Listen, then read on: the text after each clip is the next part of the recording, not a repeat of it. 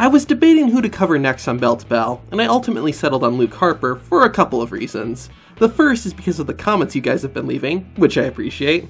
I also realized if I was ever going to talk about Luke Harper, now was the best time. So put on your crazy eyes, and let's take a look back at the Backwoods Brawler's WWE career.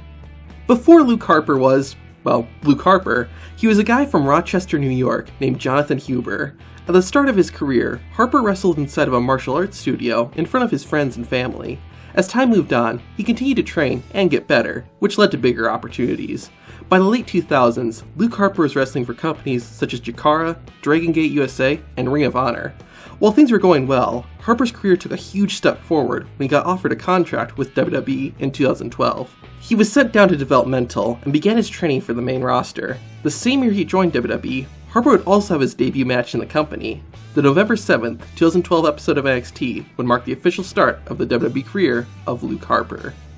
After returning from a commercial break, Kurt Angle's kayfabe son, Jason Jordan, was in the ring, ready for a match. Next came someone who would be synonymous with Luke Harper's WWE career, Bray Wyatt. The future Fiend rambled for a bit on the mic, until Jason Jordan cut him off and told Wyatt he was here to fight. The new face of fear responded by giving Jordan just that, and without any warning, Luke Harper entered the shot and marched towards the ring. Harper, who hadn't been given a name yet, immediately charged at Jason Jordan, and the contest began. The Backwoods Brawler struggled at first with Jordan's speed, but obtained control after preventing a drop toe hold. Living up to his nickname, Luke Harper attacked his opponent with punches, chops, and uppercuts. To show how vicious he was, Harper also pulled and raked the eyes of the future American Alpha member. Luke Harper got a bit more polished with his offense when he hit a discus clothesline, a move that had become a signature of his. When that didn't work, Jason Jordan attempted to change the tide of the match, but all that did was set him up for a sit-out spinning side slam for the 3 count. After the bell had run, Bray Wyatt revealed Harper's name and that he was the first son of the Wyatt family. Honestly, I think this is a pretty good debut. I like that Luke Harper immediately had a backstory, and being a part of the Wyatt family gave him some character. I thought the match itself made him look like a strong force, especially since Jason Jordan wasn't some no-name jobber. Honestly, not a bad debut, and even going back now, I still want to know more about his character and see what happens next, so let's do that. Soon after making his debut, Harper would be joined by Eric Rowan, turning the Wyatt family into a trio. Like many dominant tag teams, they'd become NXT Tag Team Champions in May of 2013. Around that same time, promos began airing on Raw and SmackDown that the Wyatt family was coming to the main roster. Luke Harper, along with Rowan and Wyatt, would make their Raw debut in July and began feuding with Kane. During his first year on the main roster, Harper mostly tagged with Eric Rowan, and the two had remained undefeated until October of 2013. In 2014, the 2 Wyatt family members would challenge the WWE Tag Team Champions, the Usos, to a handful of unsuccessful title matches.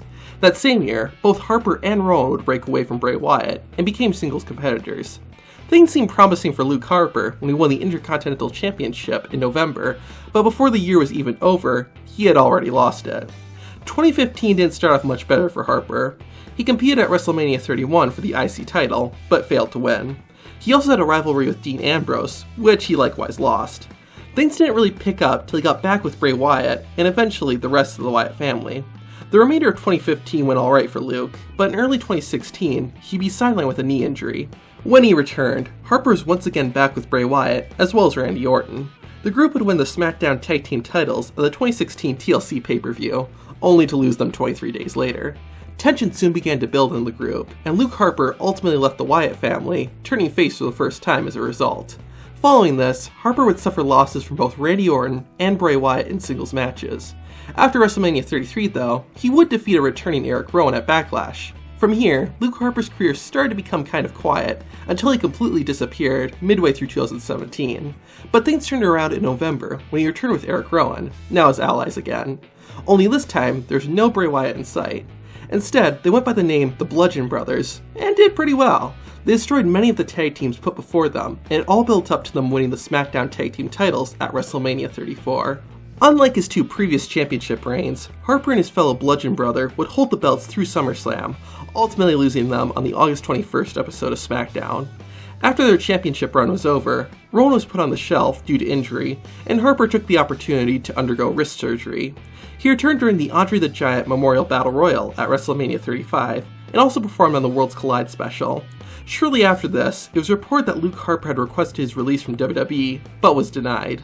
We wouldn't see the former Bludgeon Brother until September of 2019, when he returned to help out Eric Rowan. The two briefly reunited their tag team, but were separated not long after, due to the draft. Luke Harper remained on SmackDown, while his partner was moved to Raw. It ended up not really mattering, as Luke Harper would have his final match shortly thereafter, which, ironically, took place on Halloween of 2019 at Crown Jewel. During the kickoff show for WWE's 4th Saudi Arabia event, a 20-man battle royal was held, with the winner becoming the #1 contender for the US Championship. Luke Harper was amongst the cluster of wrestlers looking to earn an opportunity at the red, white, and blue title. To gain an advantage, he worked alongside his former ally, Eric Rowan, and together they went after Sunil Singh.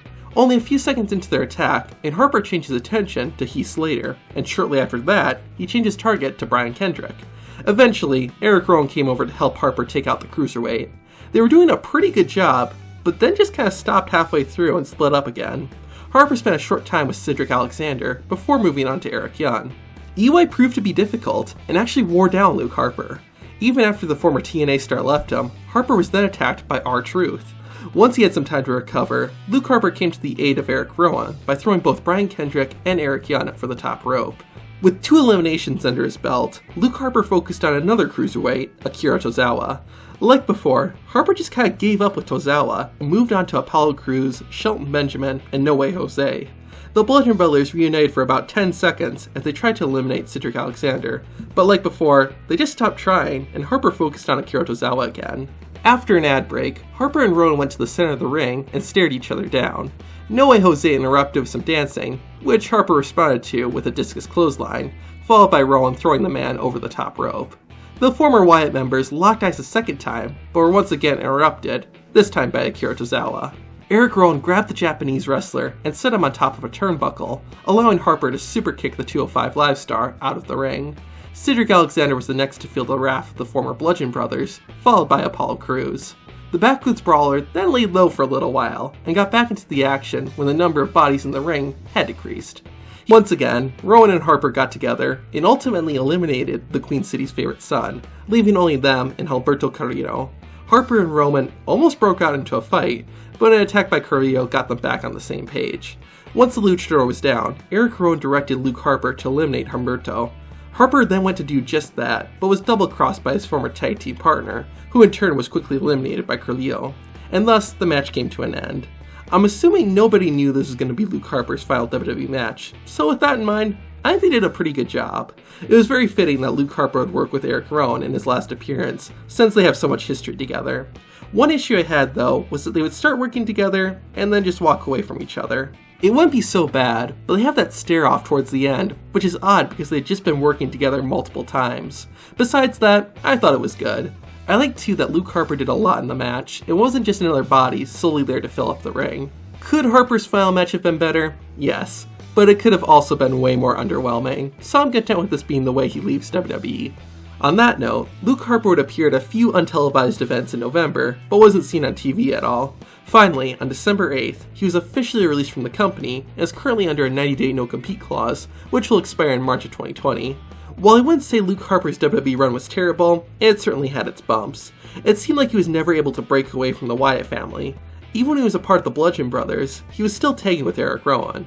With that said, he seemed to do alright when he was a part of a group. The Wyatt family was a really cool faction, and Luke Harper played his role perfectly. Same thing with the Bludgeon Brothers. I think the group won as well as it did, because it played to his strengths.